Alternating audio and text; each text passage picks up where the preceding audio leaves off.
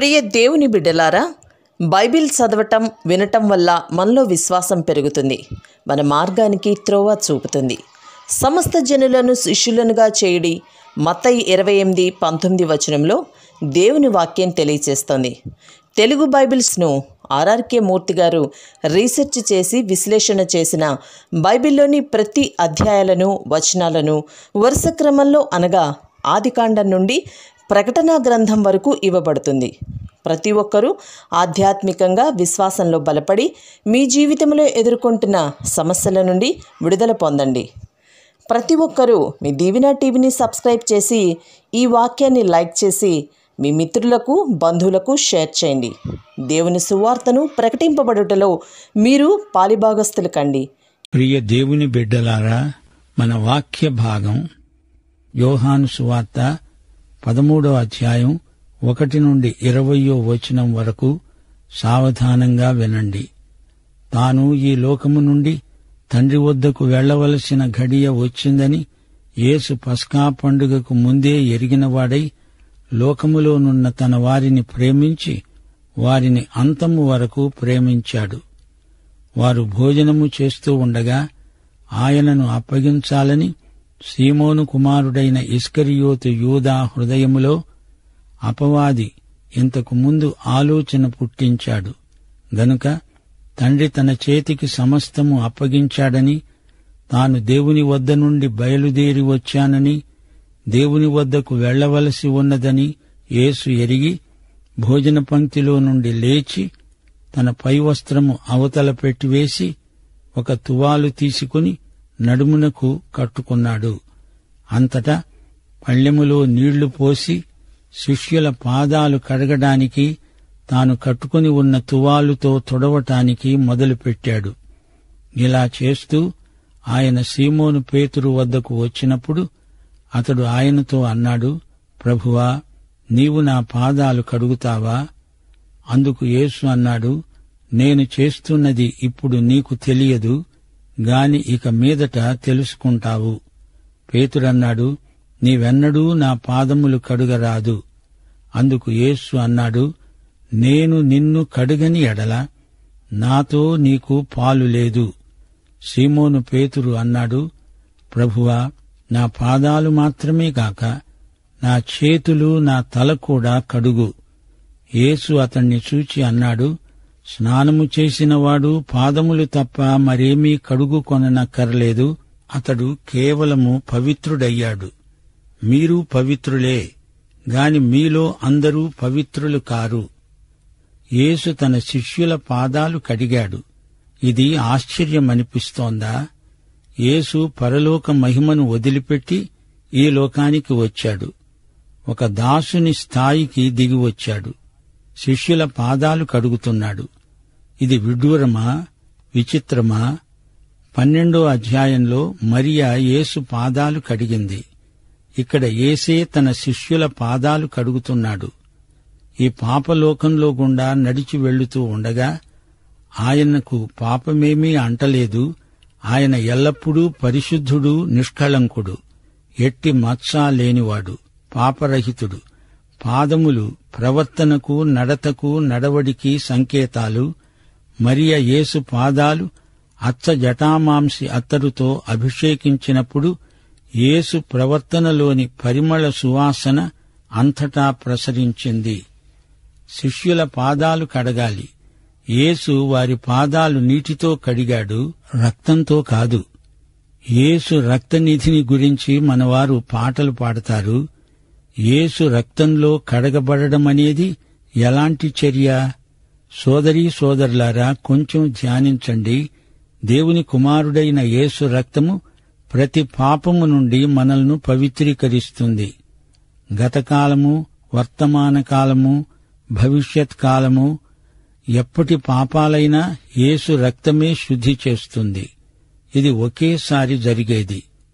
Hebrew పత్రిక 10వ అధ్యాయం 14వ వచనం, ఒక్క అర్పణ చేత ఈయన పరిశుద్ధపరచబడే వారిని సదాకాలమునకు సంపూర్ణులనుగా చేసి ఉన్నాడు. మొట్టమొదటిసారి ప్రభువు దగ్గరికి వచ్చినప్పుడు ఆయన కార్చిన రక్తముతో మనము శుద్ధి అయ్యాము. ప్రతి పాపము నుండి యేసు రక్తము మనల్ని కడిగి శుద్ధి చేసింది. అందుచేత మనము దేవుని సన్నిధికి చేరగలిగాము. అయితే మనము యాత్రికులము, నడుస్తూ ఉండగా పాదాలు మలినమవుతాయి. మనకు పదే పదే పాదశుద్ధి, పాద ప్రక్షాళన అవసరం. అందుకే యేసు ప్రభువు శిష్యుల పాదాలు నీటితో కడిగాడు, రక్తంతో కాదు. ఆయన శిష్యుల పాదాలు కడగడానికి 3 కారణాలున్నాయి. యేసు ఈ లోకాన్ని విడిచిపెట్టి వెళ్లిపోయే ఘడియ వచ్చింది. ఆయన వెళ్లిపోయి ఆ తరువాత కూడా తన పరిచర్య కొనసాగిస్తూనే ఉంటాడు. యేసు తన వారితో తాను సంయుక్తపరుచుకుంటున్నాడు. ఈ రోజున కూడా ఆయన తన శిష్యుల పాదాలు కడుగుతూనే ఉన్నాడు. యేసు ఈ లోకాన్ని విడిచిపెట్టి వెళ్లే ఘడియ వచ్చింది.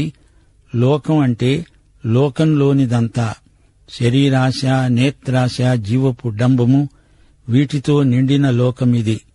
ఈ లోకపు నడత, ఈ లోకపు నాగరికత దేవునికి కేవలం వ్యతిరేకం, ప్రతికూలం. ఇది మానవలోకం, పాపముతో నిండిన లోకం, దేవుని తీర్పునకు గురి అయిన లోకమిది. ఆయన ఈ లోకాన్ని విడిచి వెళ్లిపోతూ శిష్యుల పాదాలు కడిగాడు. ఇక రెండో కారణం, ఆయన తన వారిని ఎంతో ప్రేమించాడు. ఆయన వారిని పూర్తిగా అంతము వరకు ప్రేమించాడు. ఆయన తండ్రి దగ్గరికి వెళ్లిపోతున్నాడు. ఇక్కడ ఆయన తన వారిని రక్షించేందుకు చనిపోయాడు. రక్షించబడిన స్థితిలో వారిని కాపాడడానికి ఆయన నిరంతరము జీవిస్తున్నాడు. మన రక్షకుడు ఆశ్చర్యకరుడు. అంతము వరకు ఆయన మనల్ని ప్రేమిస్తూనే ఉంటాడు. ఆయన ప్రేమ నుండి మనలను ఎవరూ ఏది ఎడబాపటం అసాధ్యం, అసంభవం. ఆయన మనల్ని ప్రేమించకుండా ఎవరూ ఆపలేరు, ఏదీ ఆపజాలదు. ఇక మూడో కారణం, ఆయన శిష్యులతో భోంచేస్తున్న గదిలోకి మరొకడు వచ్చాడు. వీడిని ఎవరూ ఆహ్వానించలేదు. వాడే సైతాను. మేడగదిలో 13 ఉన్నారు గదూ. సైతానుతో కలిపి మొత్తం 14 మంది అవుతారు. సైతాను ఇస్కరియోతు యూదా హృదయంలో యేసును అప్పగించే ఆలోచన పుట్టించాడు. క్రైస్తవ సేవలోకి సైతాను ప్రవేశించాడు అంటే వాడి దుష్ప్రభావం సేవకుల మీద పడుతుంది. అందుకే యేసు వారి పాదాలు కడుగుతున్నాడు. యేసుతో మనకు సహవాసం కావాలంటే యేసు మన పాదాలు కడగాలి, తప్పదు. ఈ సన్నివేశం పస్కా పండుగ సందర్భం. వారు భోంచేస్తున్నారు. భోజనం మధ్యలో యేసు ఏం చేశాడు? ఇది ప్రభురాత్రి భోజనం అనుకోకండి. యోహాను సువార్తలో ప్రభురాత్రి భోజనం ప్రస్తావించబడలేదు. అంత ప్రాముఖ్యమైన ప్రభురాత్రి భోజనాన్ని గురించి యోహాను తన సువార్తలో ఎందుకు రాయలేదు అంటారా? యోహాను కాలం నాటికే కొందరు క్రైస్తవులు ప్రభురాత్రి భోజనాన్ని ఒక మతాచారంగా మార్చారు. యేసు వ్యక్తినిగాక మతాచారాలను ఆరాధించే క్రైస్తవులు పోగయ్యారు. ఒక మతాచారంగా ప్రభువు బల్లను సమీపించేవారు దేవుని వాక్యం శ్రద్ధగా విని ఆత్మ పరీక్ష చేసుకోవాలి. దేవుని వాక్య జ్ఞానం లేనివారు బల్ల ఆరాధన అంటూ దేవుని మహిమను కించపరుస్తారు. జాగ్రత్త. క్రీస్తు హృదయంలో రొట్టె ద్రాక్షరసం కడుపులో అంటే కడుపులోనిది తాత్కాలికం, హృదయంలోని క్రీస్తు శాశ్వతుడు, నిత్యుడు. అందుకే యోహాను తన సువార్తలో యేసు బల్ల భోజనం, ప్రభురాత్రి భోజనం సంగతి అసలు చెప్పనే లేదు. తండ్రి తన కుమారుని చేతికి సమస్తము అప్పగించాడు. యేసు క్రీస్తుకు సమస్తాధికారమూ ఉన్నది. ఆయన దేవుని వద్ద నుండి వచ్చాడు. తిరిగి తన తండ్రి అయిన దేవుని వద్దకే వెడుతున్నాడు. అందుకే ఇప్పుడు ఆయన శిష్యుల పాదాలు కడుగుతున్నాడు. ఆయన భోజన పంక్తిలో నుండి లేచాడు. పైవస్త్రం తీసి అవతల పెట్టివేశాడు. నడుము కట్టుకున్నాడు. ఇది బానిస చెయ్యాల్సిన పని. శిష్యుల పాదాలు కడుగుతున్నాడు యేసు. నిర్గమకాండం 21వ అధ్యాయంలో బానిసలను గురించిన కట్టడలు రాయబడి ఉన్నాయి. బానిస 6 సంవత్సరాలు యజమానికి సేవ చేస్తాడు. 7వ సంవత్సరం అతనికి విడుదల. ఈ 6 సంవత్సరాల కాలంలో ఆ బానిస పెండ్లి చేసుకుని పిల్లలను కని ఉంటే యజమాని ఆ బానిస కుటుంబాన్ని విడుదల చెయ్యడు. కావాలంటే ఆ బానిసే ఉండిపోవచ్చు. తన కుటుంబాన్ని ప్రేమించినవాడైతే, తన యజమానిని ప్రేమించినవాడైతే అతడు వెళ్ళక అక్కడే ఉండిపోతాడు. యజమాని ఆ బానిసను ఇంటి తలుపు దగ్గరికి తీసుకువెడతాడు. కదురుతో బానిస చెవి తమ్మను తలుపుకేసి గుచ్చుతాడు. అతడు జీవితకాలమంతా యజమానికి స్వచ్ఛంద సేవకుడు అనడానికి అది గుర్తు. అతనికి వెళ్లడానికి స్వేచ్ఛ ఉంది గాని ప్రేమను బట్టి స్వచ్ఛందంగా యజమాని దగ్గరే ఉండిపోతాడు.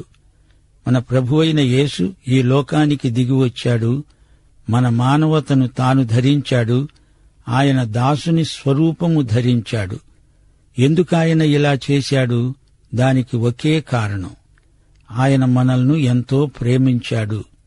ఆయన స్వచ్ఛందంగా శిలువ మీద తన ప్రాణం పెట్టి మనల్ని రక్షించాడు. ఆయన తన మహాప్రేమచేత మనకు బానిస అయ్యాడు. ఆయనకు, నాకు, నీకు ఉన్న సంబంధం ఎంత గంభీరమో, ఎంత అర్థవంతమో, ప్రేమభరితమో గుర్తించండి శ్రోతలు. మనవాళ్లు కొందరంటారు, పాదప్రక్షాళన కూడా ఒక సంస్కారం, దీన్ని మనం ఆచరించాలి. దీనిలోని ఆధ్యాత్మిక భావాన్ని, పాఠాన్ని నేర్చుకునేవారు పాదప్రక్షాళన ఆచరించటంలో తప్పేమీ లేదు. ఇది మన వినయశీలానికి సంబంధించిన పాఠం అని కొందరంటారు. అవును, అది నిజమే. అంతేకాదు, దానికి మించిన అర్థం, తాత్పర్యం ఇందులో ఉంది. ప్రభువు పేతురుతో ఏమన్నాడు? నేను చేస్తున్నది ఇప్పుడు నీకు తెలియదు గాని ఇక మీదట తెలుసుకుంటావు. ప్రభువు వారి పాదాలు కడగకపోతే ప్రభువుతో వారికి సహవాసముండదు.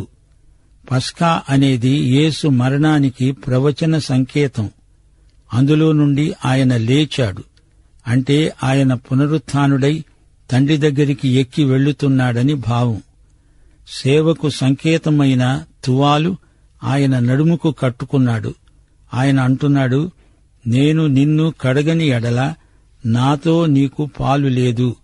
ప్రభువుతో సహవాసం కావాలంటే, ఆయనతో జతపనివాడు కావాలంటే పాదాలు కడిగించుకోవలసిందే.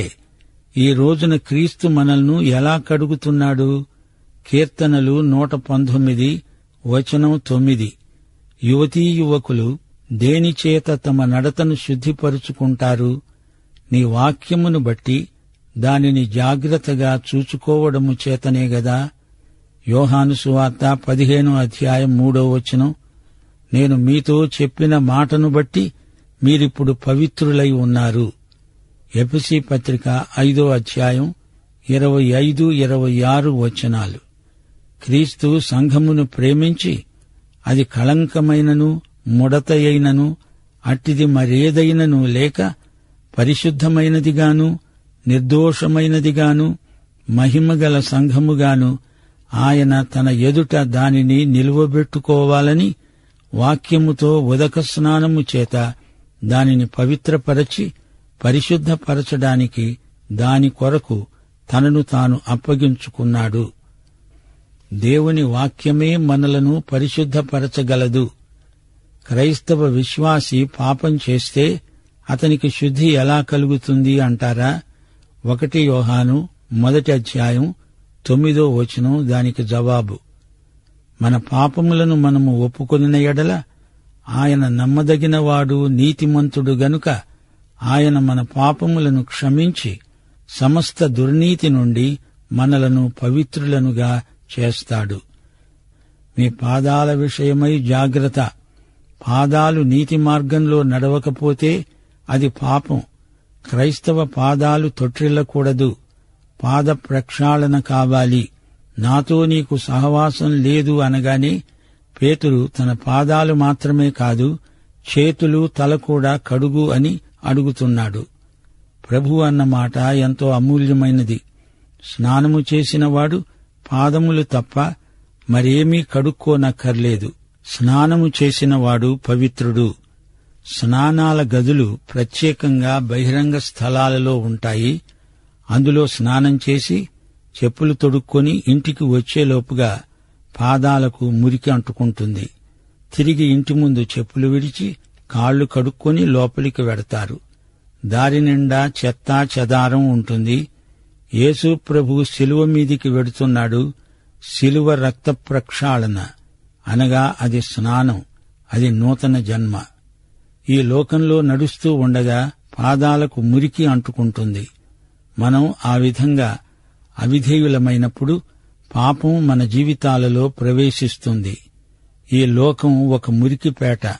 ఎంత జాగ్రత్తగా ఉన్నా పాదాలు మలినమవుతాయి. మురికి పాదాలతో యేసు దగ్గరికి వచ్చి ఆయనతో సహవాసం చేయడం కుదరదు. పాపాలు ఒప్పుకోవాలి.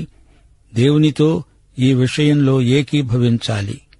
పాదప్రక్షాళనకు నీ పాదాలను యేసు చేతుల్లో పెట్టాలి. 12వ వచనం, వారి పాదములు కడిగి తన పై వస్త్రము వేసుకొన్న తరువాత ఆయన మరల కూర్చుండి అన్నాడు, నేను మీకు చేసిన పని మీకు తెలిసిందా? బోధకుడని ప్రభువని మీరు నన్ను పిలుస్తున్నారు. నేను బోధకుడను ప్రభువును గనుక మీరు ఇలా పిలవడము న్యాయమే. కాబట్టి ప్రభువును బోధకుడను అయిన నేను మీ పాదములు కడిగిన ఎడల మీరు ఒకరి పాదములను ఒకరు కడుగవలసిందే. నేను మీకు చేసిన ప్రకారము మీరు చెయ్యాలని మీకు మాదిరిగా ఈలాగు చేశాను. దాసుడు తన యజమాని కంటే గొప్పవాడు కాడు. పంపబడినవాడు నన్ను పంపిన వానికంటే గొప్పవాడు కాడని మీతో నిశ్చయముగా చెప్తున్నాను. ఈ సంగతులు మీరు ఎరుగుదురు గనుక వీటిని చేసిన ఎడల మీరు ధన్యులవుతారు. మిమ్ములనందరినీ గూర్చి నేను చెప్పలేదు. నేను ఏర్పరచుకొన్న వారిని ఎరుగుదును గాని నాతో కూడా భోజనము చేసేవాడు నాకు విరోధముగా తన మడిమ ఎత్తాడు అనే లేఖనము నెరవేరటానికి ఇలా జరుగుతుంది.